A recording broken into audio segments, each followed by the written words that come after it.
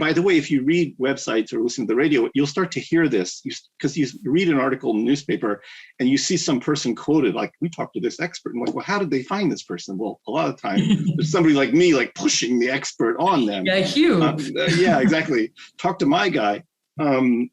You know, and a variant of that is what we call the segment query, where we suggest to radio or television a 3 or 4 minute on-air segment where we say, and this also has relevancy for certain e-commerce products, like say you have like an electric bike or something, something you can demonstrate that's visual. And you say, for your TV show, we'd like to suggest a 3-minute segment called, how to exercise on your electric bike, and we'll come into the studio and demonstrate it, and your audience will see the following things. And so you're suggesting, and by the way, so once you're familiar with this, then all of a sudden radio and television starts to look a little different, because you start to realize that a lot of the programming is packaged in by these kind of segments.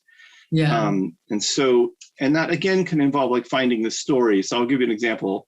We were doing a project for a shop in Los Angeles that sold used baby clothing, like, gently used baby clothing. And they were doing a thing. They were partnering with a homeless shelter. They were going to give away baby clothing to homeless shelter. And we couldn't get anywhere with it. We did a round of outreach and nothing happened. So I went back to the drawing board, and so it was December. And so I said, okay, let's try this. So we did a segment query called Just in Time for Christmas, Free Baby Clothes for Homeless Mothers. So that caught. We got the Channel 5 News in Los Angeles to do a segment on that, because it kind of came together. You have to kind of imagine how like the on-air promo is going to sound. Yeah, exactly. Next up, special holiday feel good at work.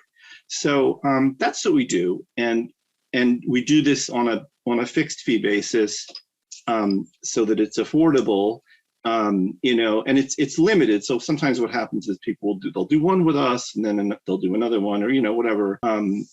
But that's how we work. It's public relations for entrepreneurs, and it's been I just had a couple of questions because I know that PR is one, it's a super impactful area, but it's also a not incredibly well understood by a lot of entrepreneurs and various different businesses.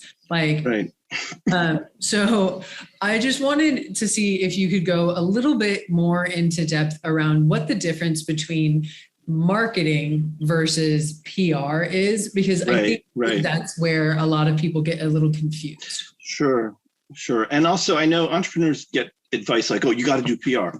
You don't have to. I mean, it can be very helpful, but it's not like you have to do it.